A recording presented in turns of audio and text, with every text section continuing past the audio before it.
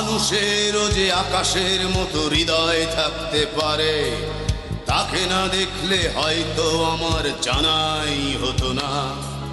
রূপকথারও বাইরে যে এক বিশাল জগৎ আছে, তার কাছে না শুনলে বোধহয় শোনাই হতো না।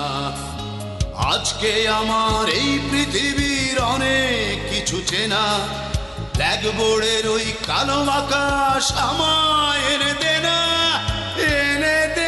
বয়সটা সেই 6 কিংবা 7, হয়তো তবে ফিরে পেতাম স্যারের কোমল হাত।